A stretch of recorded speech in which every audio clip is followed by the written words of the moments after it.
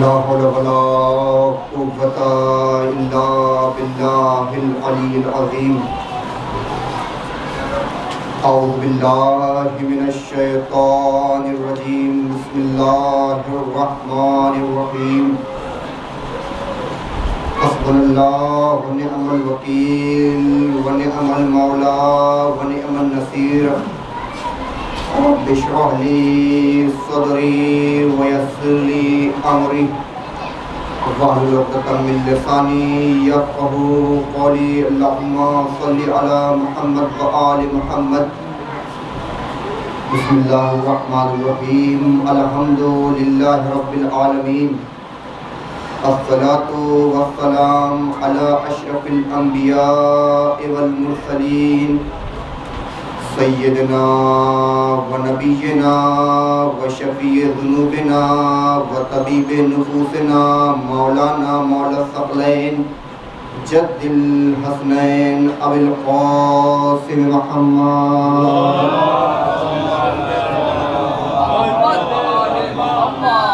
آله الطيبين الطاهرين المعصومين المظلومين ولعنة الله على أعدائهم أجمعين يومنا هذا إلى قيام يوم الدين. أما بعد فقد قال الله تعالى وتبارك في القرآن المجيد وهو أصدق الصادقين وقوله الحق وبالحق وقوله الأحسن. بسم الله الرحمن الرحيم. قل لا أسألكم عليه أجرا إلا المودة في القربى.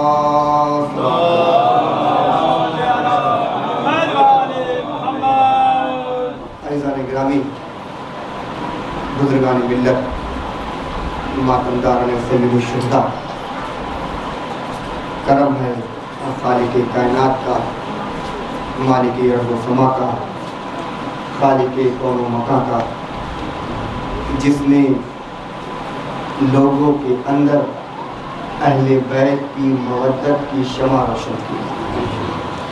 اس اللہ کا کرم ہے اور اللہ کے کرم کے ساتھ ساتھ صدقہ ہے چہردہ معصومین علیہ السلام کا، اور چہردہ معصومین علیہ السلام کے صدقے کے ساتھ ساتھ دعائے فاطمہ زہرا ہے، اور دعائے فاطمہ زہرا کے صدقے کے ساتھ ساتھ سایہ امام عصر عجل اللہ شریف ہے.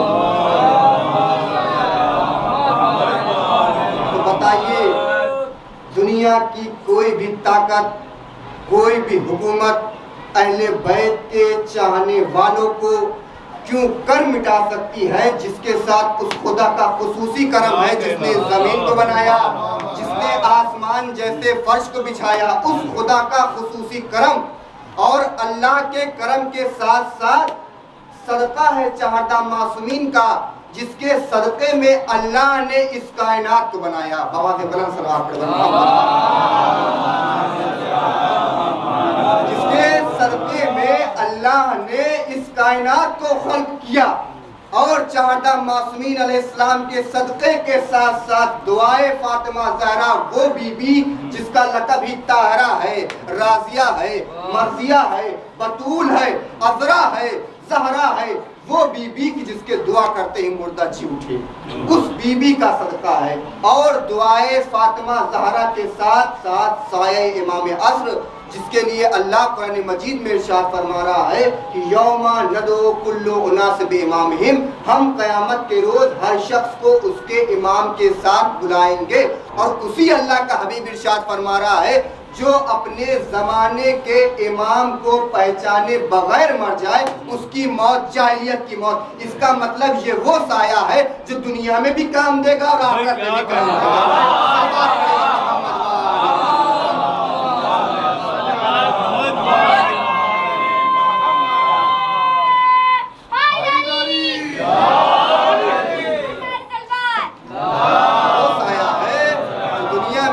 دے گا اور آخرت میں بھی کام دے گا. یہ اہل بیت کی مودت جس کے دل میں بس جاتی ہے تو کوئی سلمان بنتا ہے، تو کوئی بوزر بنتا ہے، کوئی عمار بنتا ہے، تو کوئی می سمیت تمار بنتا ہے. دار پہ چڑھ جانے کے بعد، زبان کٹ جانے کے بعد دنیا والوں کو بتاتا ہے دیکھو تم نے تو صرف میری زبان کاٹی ہے، ذکر اہل بیت کرنے والوں کو تم اگر ٹکڑوں میں بھی تقسیم کر دو گے تب بھی ہر ٹکڑا ذکر اہل بیت کرتا ہوا نظر آئے گا۔ حضرت کریم صلی اللہ علیہ وسلم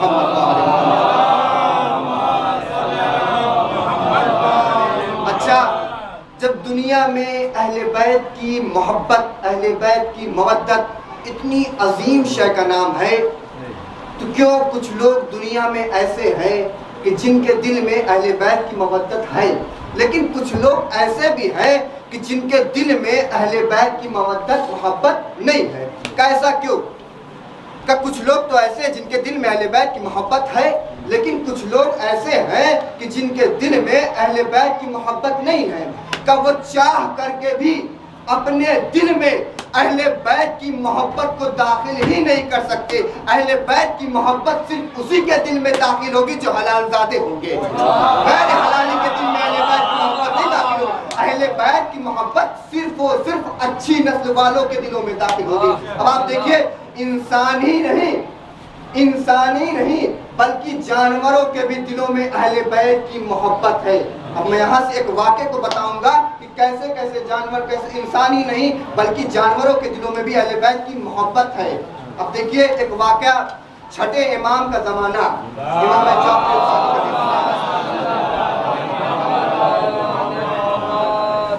اس وقت کا جو بادشاہ تھا اس کا نام تھا منصور، جو بہت ہی جابر بادشاہ، بہت ہی ظالم بادشاہ تھا، اپنے تخت پہ تختہ نشین تھا۔ دیکھیے اہل بیت کی محبت کس کے دلوں میں داخل ہوتی ہے۔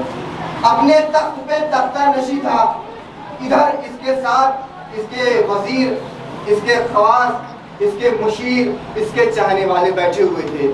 دربار لگا ہوا ہے اور وہ بادشاہ اپنے تخت پر بیٹھا ہوا ہے۔ دیکھیے محبت اہل بیت، دیکھیے دربار لگا ہوا ہے، وہ تخت پہ بیٹھا ہوا ہے، اس کے ساتھ اس کے مشیر ہیں، اس کے خواص ہیں، اس کے وزیر ہیں، اس کے موکل، سب اطراف میں بیٹھے ہوئے ہیں۔ اس نے سوال کیا کہ یہ بتاؤ کچھ ایسی تجویز دو کہ ہم شیعوں کے امام کو اپنے راستے سے ہٹا دے، ماذا قتل کر دے اور ہماری حکومت بھی باقی رہ جائے۔ مطلب یہ سوال کیا کہ تم لوگ اپنی اپنی رائے دو، کچھ ایسا بتاؤ کہ ہم شیعوں کے امام کو اپنے راستے سے ہٹا دیں اور ہماری حکومت بھی باقی رہ جائے۔ ٹھیک ہے، اس نے یہ سوال کیا۔ اب سب نے اپنی اپنی رائے دینا شروع کی۔ کسی نے کہا اے بادشاہ، امام پر الزام لگا دیتے ہیں، آپ ان کو قتل کر دیجئے گا۔ کسی نے کہا اے بادشاہ ان کو سولی پر چڑھا دیتے ہیں۔ کسی نے کہا اے بادشاہ ان کو زہر دے دیتے ہیں۔ کسی نے کچھ تجویز دی، کسی نے کچھ تجویز دی، اپنی اپنی سب رائے دینے لگے۔ لیکن بادشاہ چلاک تھا، وہ جانتا تھا اگر ہم یہ سب کریں گے تو لہٰذا امام کے چاہنے والے زیادہ ہیں، اگر ان کے خلاف کوئی کام کیا جائے گا جس کے چاہنے والے زیادہ ہیں تو اس کے مقابلے میں اٹھ کھڑے ہوں گے، لہٰذا یہ سب ترکیب ہمیں پسند نہیں ہے۔ کچھ ایسا بتاؤ کہ جس سے شیعوں کے امام ہمارے راستے سے بھی ہٹ جائے اور ہماری حکومت بھی باقی رہ جائے۔ کہ پھر کیا کیا جائے؟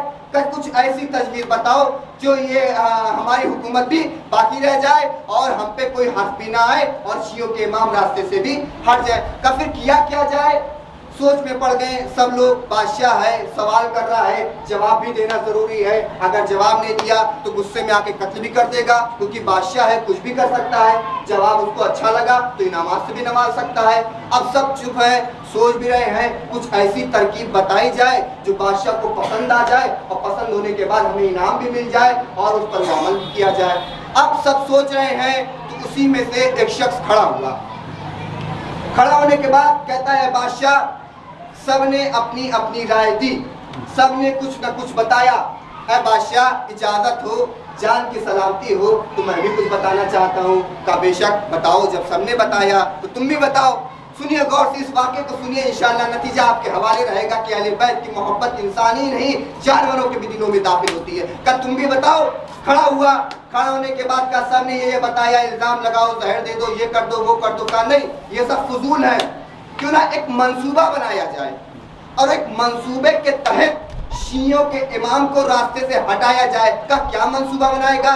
کا سنیے، کا جنگل سے کچھ شیروں کو منگوا لیا جائے اور ان شیروں کو ایک پنجرے میں رکھا جائے اور انہیں کچھ وقت کے لیے بھوکا رکھا جائے۔ دیکھیں یہ منصوبہ بن رہا ہے کہ انہیں کچھ وقت کے لیے بھوکا رکھا جائے، اور پھر آپ شیعوں کے امام کے پاس جائیے گا، جانے کے بعد کہیے گا مولا مجھے کچھ شیر چاہیے، آپ چل کر دیکھ لیجئے کس کی نسل صحیح ہے کس کی نسل صحیح نہیں ہے، کیونکہ شیر ہیں، جانور ہیں، جانور ہیں، کچھ بھی کر سکتے ہیں، مار سکتے ہیں، لہذا آپ امام ہیں، آپ زیادہ جانتے ہیں، آپ بتا سکتے ہیں، بتا دیجئے گا، جس کو بھی اشارہ کریں گے ہم خرید لیں گے۔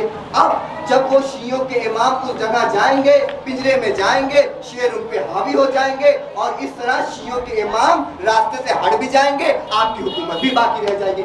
واہ کیا کہنے، اس کو یہ منصوبہ بہت پسند آیا، کہ اب ایسا ہی ہوگا، اب میں ایسا ہی کروں گا، لہذا انتظامات کیے جانے لگے، جنگل سے شیر منگایا اور انہیں ایک پنجرے میں رکھا، پنجرے میں رکھنے کے بعد ان کو کچھ وقت بھوکا رکھا گیا، بھوکا رکھنے کے بعد اب یہ منصور امام کے پاس جاتا ہے، امام کے پاس جانے کے بعد کہتا ہے اے مولا اے سید و سردار مجھے کچھ شیر لینے ہیں، آپ چل کر دیکھ لیجئے کس کی نسل صحیح ہے کس کی، دیکھیں یہ منصوبہ اس کا کچھ اور ہے، لیکن امام تو حقیقت کو جانتے ہیں نا، امام حقیقت کو در کرتا ہے، حقیقت کو جانتا ہے کہ اس کے ذہن میں کیا چل رہا ہے۔ اب یہ منصور امام کے پاس گیا، جانے کے بعد کہتا ہے مولا مجھے کچھ شیر خریدنے ہیں، آپ چل کر دیکھ لیجئے کہ کس کی نسل صحیح ہے کس کی نسل صحیح نہیں نا، لہذا شیر ہیں جانور ہے کاٹ لیں گے میں مر جاؤں گا، لہذا آپ بتا دیجئے، آپ امام ہیں وقت کے امام ہیں، آپ سے بہتر، لیکن چاپلوسی کر رہا ہے کہ آپ سے بہتر کوئی نہیں جانتا ہے۔ مولا نے کہا ٹھیک ہے چلو اس میں کیا ہے میں چلتا ہوں ساتھ میں۔ امام نے منصور کو لیا اور اس جگہ پر لیا ہے جہاں پہ پنجرے میں شیر قید تھے، لیجئے صاحب سب مجمع لگ گیا، منصور اس کے ساتھ اس کے ساتھی سب کے سب موجود ہیں، ادھر امام ہے ادھر منصور کے ساتھ سب لوگ موجود ہیں، اس مجمع اس تماشے کو دیکھ رہے ہیں، اس واقعے کو دیکھ رہے ہیں۔ لیجئے امام نے منصور کا ہاتھ پکڑا، ہاتھ پکڑنے کے بعد کہا چل، ہاتھ پکڑنے کے بعد کہا چل پنجرے کے اندر چل۔ اب جیسے منصور نے سنا کہ میں پنجرے کے اندر جاؤں گا، اب اس کو پتا چل گیا کہ اگر امام کو شیر کھائے یا نہ کھائے مجھے تو کھائیں گے ہی، ہے نا، مجھے تو کھائیں گے ہی، لہٰذا اب کیا کیا جائے، اب پریشان حیرت انگیز چہرے پہ لرزش طاری، پسینے چھوٹ رہے ہیں، اب کرے تو کیا کرے، لیکن تھا چلاک، پھر اس نے منصوبہ بنایا اگر ہم ایسا کریں گے، اگر ہم پنجرے میں چلے جائیں گے تو ہم ہی ختم ہو جائیں گے، پھر یہ حکومت کون چلائے گا، ہے نا، حکومت کون چلائے گا، تو کیا کیا جائے، تو اس نے پلان بنایا، منصوبہ بنایا، کہا اے امام مولا سید و سردار اب ایسا کیجئے آپ پنجرے کے اندر چلے جائیے، ہم پنجرے کے اوپر چلے جاتے ہیں، آپ وہیں سے اشارہ کریے گا اور جس کو بھی اشارہ کریے گا ہم اس کو لے لیں گے۔ مولا نے کہا ٹھیک ہے آپ اس کو خرید لیجئے گا۔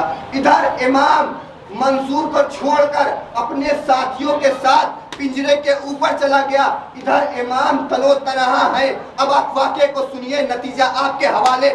امام تنو تنہا ہے، دربان نے دروازہ کھولا، علی کا شیر جنگلوں کے شیروں کے سامنے تنہا، ادھر منصور ہے، اس کے ساتھی ہیں، اس کے خواص ہے، ادھر امام تنو تنہا ہے، ادھر دربان نے دروازہ کھولا، علی کا شیر جنگلوں کے شیروں کے سامنے کیا تنو تنہا ہے۔ اب جیسے ہی امام پنجرے کے اندر گئے، کیا دیکھ رہا، ماجرا الٹا ہو گیا ہے، سارے کے سارے شیر علی کے شیر کا طواف کر رہے ہیں، کوئی پوچھے چاہتا ہے، کوئی تلوے چاہتا ہے، کوئی پوش پیشانی چوم رہا ہے۔ ایک مرتبہ امام نے اشارہ کیا، اے منصور یاد رکھ اور قیامت تک یاد رکھ کہ جو ہمارے قدموں میں سر رکھ دیتے ان کی تا قیامت نسل پاک ہوتی ہے۔ صلوات پڑھے بر محمد رکھ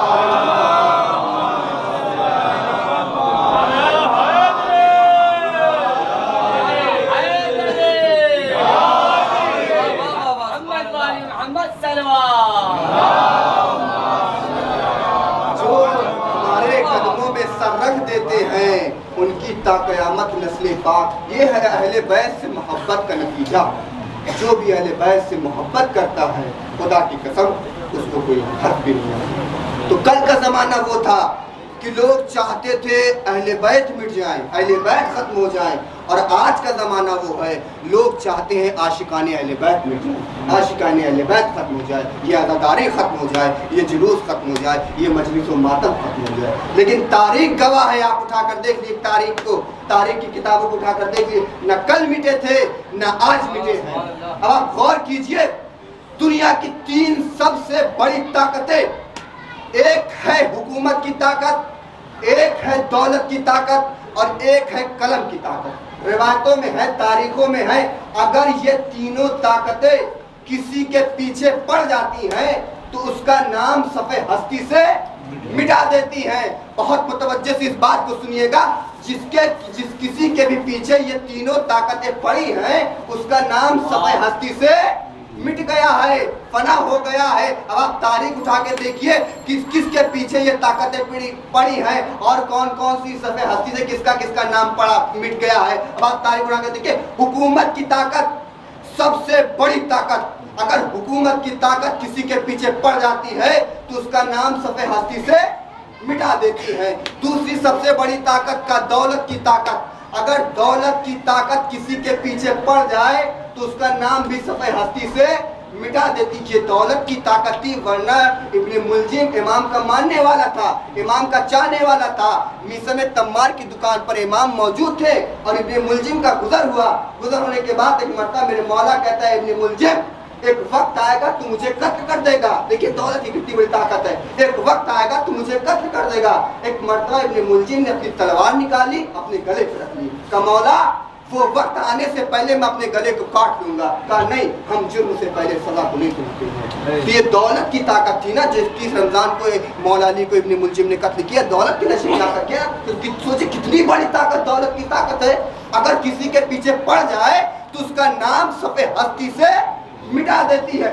تیسری سب سے بڑی طاقت کا قلم کی طاقت، کا قلم کی طاقت اتنی بڑی طاقت ہے، اگر کوئی جج، اگر کوئی وکیل ایک بار اپنا فیصلہ لکھ دے تو اس کو کوئی مٹا نہیں سکتا۔ کہ یہ تینوں طاقتیں اتنی بڑی طاقتیں اگر کسی کے پیچھے پڑ جائیں تو اس کا نام صفحہ ہستی سے مٹا دیتی ہے۔ اب آپ غور کیجئے، یہ تینوں طاقتیں اہل بیت کے چاہنے والوں کے پیچھے پڑی رہی، اور بڑی بڑی حکومتیں آئی، ختم ہو گئی، بڑے بڑے دولت مند آئے، فنا ہو گئے، بڑے بڑے قلم والوں کے قلم ٹوٹ گئے، مٹا نہیں پا رہے ہیں، پریشان ہیں، حیرت میں، ارے اتنی سی قوم ہے، ہم مٹا کیوں نہیں پا رہے ہیں، ہم فنا کیوں نہیں کر پا رہے ہیں، ہم ختم کیوں نہیں کر پا رہے ہیں، عجب ہے، ہم مٹا کیوں نہیں پا رہے ہیں، پریشان ہے، حیرت میں ہے۔ ارے میں کہوں گا کہ جس کے ساتھ دعائے فاطمہ زہرا ہو اس کو تم جیسی کوئی طاقت مٹا سکتی؟ ارے یہ طاقت ہے کیا جب ثقیفہ کی 3 طاقتیں نہ مٹا سکی؟ صلوات پڑھے بر محمد۔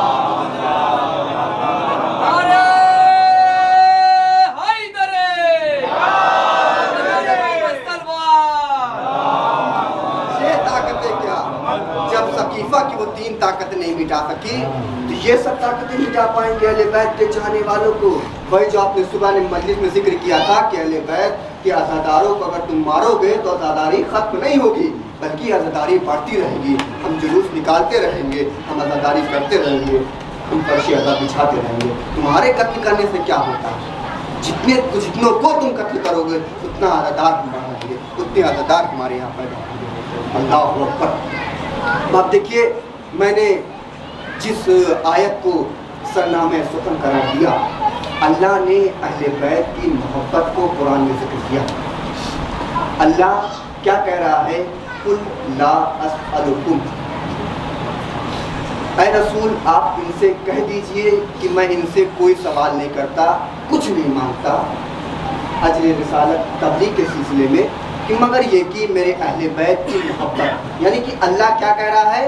اہل بیت کی محبت چاہیے اور کوئی صلاح ان کو نہیں چاہیے۔ ان سے کہہ دیجئے کہ ہمیں کچھ نہیں چاہیے، صرف اور صرف یہ اہل بیت سے محبت کریں۔ آپ قرآن میں جب اٹھا کر دیکھیں گے اس آیت کو تو اس میں ایک لفظ آیا ہے، لفظ اجرن۔ لفظ اجرن کا اجر کے معنی کیا؟ جب آپ لغت کے اٹھا کر دیکھیں گے تو اس میں ہے اجر کے معنی، بہت سے معنی ہیں، اس میں سے اجر کے معنی ہوتا ہے ثواب کے، اجر کے معنی ہوتا ہے انعام کے، اجر کے معنی ہوتا ہے جزا کے، اور ایک معنی ہے اجر کی قیمت کے. کیا ہے؟ ثواب کے، جزا کے، انعام کے، قیمت کے. بس اس سے متصل آخری بات، اس کے بعد مسائل پہ جاؤں گا. اجر کے 4 معنی ہیں، انعام کے، جزا کے، ثواب کے، قیمت کے. اب نہ تو مجھے انعام کے معنی سے مطلب، نہ تو جزا کے، نہ تو ثواب کے. اب جو گفتگو ہوگی وہ ہے قیمت کے. اجر کے معنی قیمت کے. اللہ نے اہل بیت کی محبت کو کیا رکھا ہے؟ قیمت. اللہ ہم سے اس کی قیمت چاہ رہے ہیں. اہل بیت کی محبت ہے قیمت، اہل بیت کی محبت ہے قیمت. اب قیمت کا کیا مطلب ہوتا ہے؟ اب یہ بتائیے قیمت کا کیا مطلب ہوتا ہے؟ کہ قیمت اسے کہتے ہیں جب انسان کسی سے کوئی چیز خریدتا ہے تو اس کو قیمت ادا کرتا ہے، تبھی تو اس پر وہ چیز حلال ہوتی ہے. مثلا آپ مجھ سے کچھ لیجیے، موبائل لیجیے یا کوئی چیز لیجیے، تو آپ پہلے اس کی قیمت ادا کریں گے، اس کے بعد اس کو استعمال کریں گے. کسی سے بھی کوئی چیز لیجیے تو اس کی آپ قیمت، تبھی تو آپ پر وہ جائز ہوگی، ورنہ وہ جائز نہیں ہوگی نا. پہلے اس کی قیمت ادا کریں گے، پھر اس کو استعمال کریں گے. بس اللہ بھی ہم سے قیمت مانگ رہا ہے. کہ کس چیز کی قیمت؟ اب آؤ دیکھیں اللہ نے ہم کو کیا کیا عطا کیا جو اس کی وہ قیمت مانگ رہا ہے. جب ہم اس دنیا میں پیدا ہوئے تو سوائے نہ میرے ہاتھ کے علاوہ، جب ہم اس دنیا میں پیدا ہوئے تو صرف اور صرف ہمارے پاس ہاتھ تھے، پیر تھے، زبان تھے، آنکھیں تھیں، کانے تھے، دل و دماغ تھے. یعنی کہ ہمارے جسم کے علاوہ ہمارے پاس کچھ نہیں تھا. اس کا مطلب یہ ہوا اللہ بھی ہم سے قیمت مانگ رہا ہے. ہاتھ کی قیمت، پیر کی قیمت، زبان کی قیمت، ناک کی قیمت، کان کی قیمت، یہ دل و دماغ کی قیمت. اللہ ہم سے ہر چیز کی قیمت مانگ رہا ہے، ہر چیز کی قیمت مانگ رہا ہے. اب آپ قرآن اٹھا کر دیکھیے، اہل بیت کی مودت ہے قیمت، اہل بیت کی محبت ہے قیمت. بھائی اللہ بھی ہم سے قیمت مانگ رہا ہے. اب ہم اللہ بھی ہم سے قیمت مانگ رہا ہے، یعنی ہاتھ کی قیمت مانگ رہا ہے، زبان کی قیمت مانگ رہا ہے، پیر کی قیمت مانگ رہا ہے، دل و دماغ کی قیمت مانگ رہا ہے، کان کی قیمت. اس کا مطلب یہ ہوا اب اگر ہم بولنا بھی چاہیں گے تو پہلے اس کی قیمت ادا کرے. اب اگر ہم سننا بھی چاہیں گے تو پہلے ہم اس کی قیمت ادا کرے. اب اگر ہم چلنا بھی چاہیں گے تو پہلے ہم اس کی قیمت ادا کرے. اب اگر ہم دیکھنا بھی چاہیں گے تو پہلے اس کی قیمت ادا کرے. اب اگر ہم دماغ کا یوز کریں گے تو پہلے اس کی قیمت ادا کریں گے. بھائی اہل بیت کی مودت ہے قیمت. تو یہ جو اللہ نے ہمیں یہ سب چیزیں عطا کی ہیں اس کی قیمت کیا ہے؟ کہ بغیر اہل بیت کی مودت کے نہ تو ہمارا بولنا جائز، بغیر اہل بیت کی مودت کے نہ تو ہمارا چلنا جائز، بغیر اہل بیت کی مودت کے نہ تو ہمارا دیکھنا جائز، بغیر اہل بیت کی مودت کے نہ تو ہمارا سننا جائز، بغیر اہل بیت کی مودت کے سانس لینا بھی جائز نہیں ہے. تو جن حضرات کا سانس لینا نہیں جائز ہے ان کی نمازیں کیسے جائز ہو سکتی ہیں؟ صلوات پڑھے پر محمد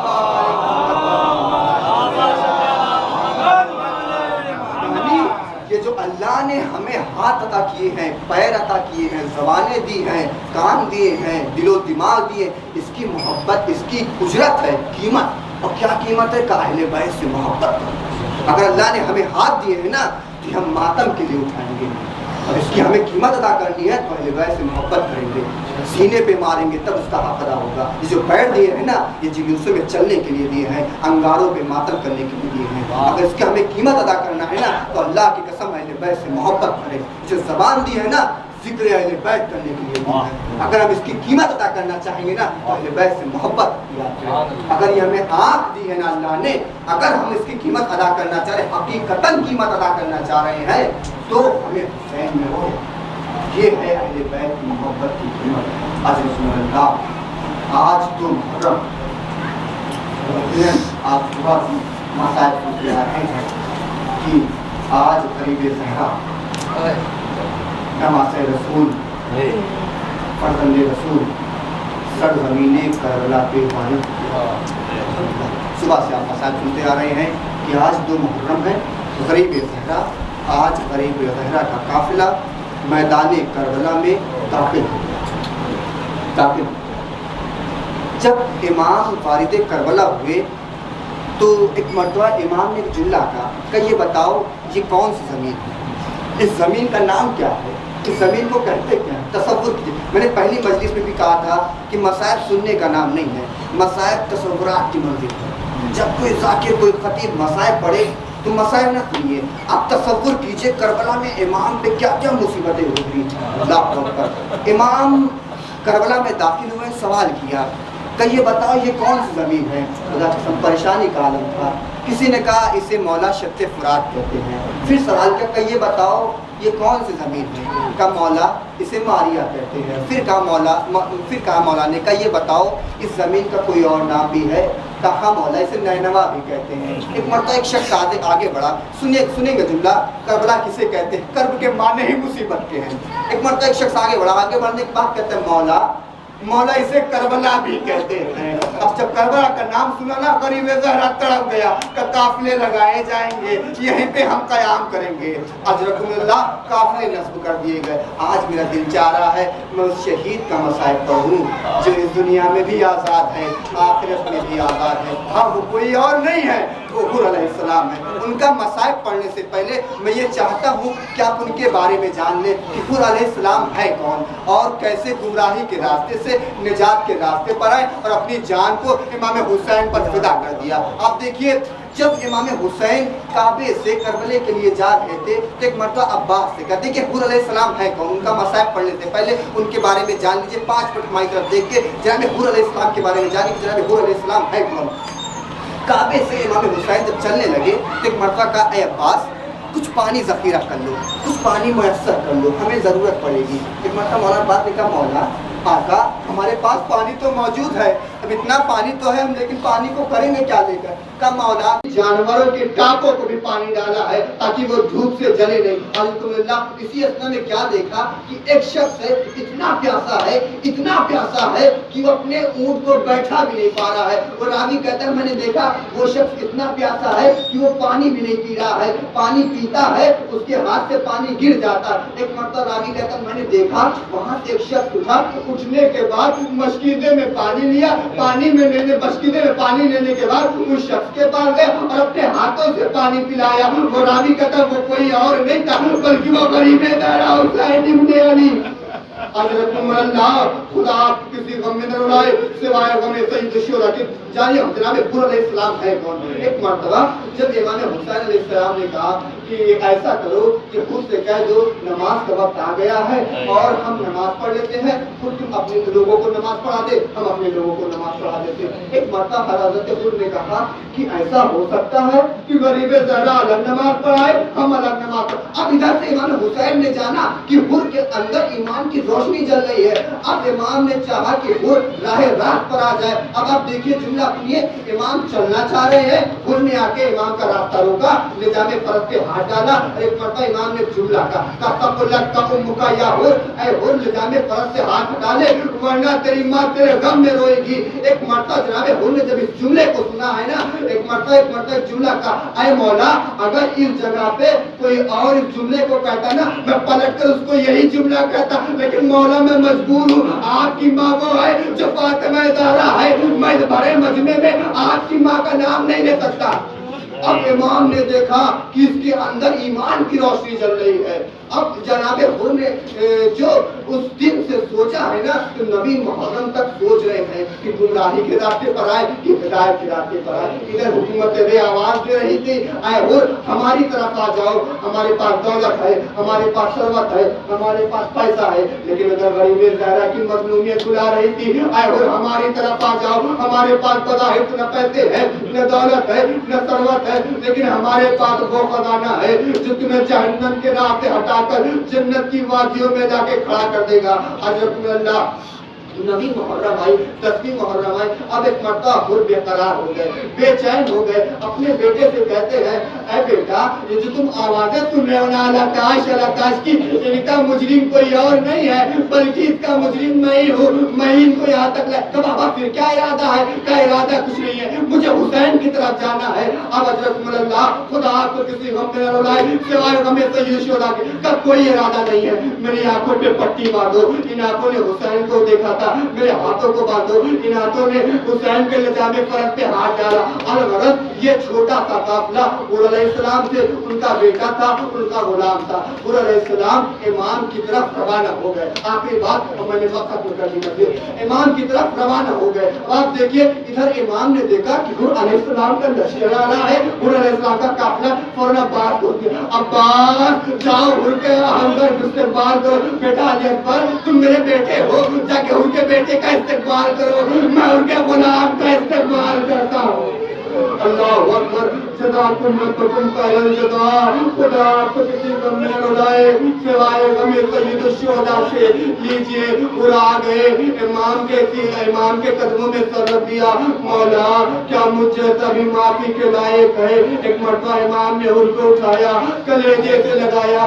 اے حور تیری ماں نے تیرا بڑا اچھا نام رکھا ہے, تو یہاں بھی آزاد ہے, آخرت میں بھی آزاد ہے. جا میں نے معاف کیا, میرے نانا نے معاف کیا, میرے اللہ نے تجھے معاف کیا. ایک مرتبہ حور کہتے اے مولا میں اس وقت تک نہیں سمجھوں گا کہ آپ نے مجھے معاف کر دیا جب تک آپ مجھے جنگ کی اجازت نہیں دیتے. غریب زہرا بھی مجبور ہے نا, مہمان کو کب تک رکھتا, اس کے پاس پانی بھی تو نہیں ہے کہ جو مہمان کو پلا سکے, اس لیے جاؤ جنگ کی اجازت دیتی. ان کا بیٹا تھا نا, ان کے بیٹے کو چلا کہ بابا میرے ہوتے ہوئے آپ جنگ پر جائیں گے؟ کہنے پہلے میں جنگ پر جاؤں گا. ادھر غلام نے ان کے بیٹے کو تلوار دی, زرا پہنائی, اور پہنایا, گھوڑے پہ سوار کیا, رخصت کیا. بس آخری بات میں نے ختم کر دی ہوئی, رخصت کیا. ادھر حور کا بیٹا جنگ کر رہا ہے, لیکن کب تک جنگ کرتا, شہید بھی ہونا. گھوڑے سے زمین پر آیا, آواز دی بابا بابا مدد کو آئیے. ایک مرتبہ حور نے چاہا بس اس جملے کو غور کیجئے گا, امام کی مظلومیت کو غور کیجئے, بابا میری مدد کو آئیے.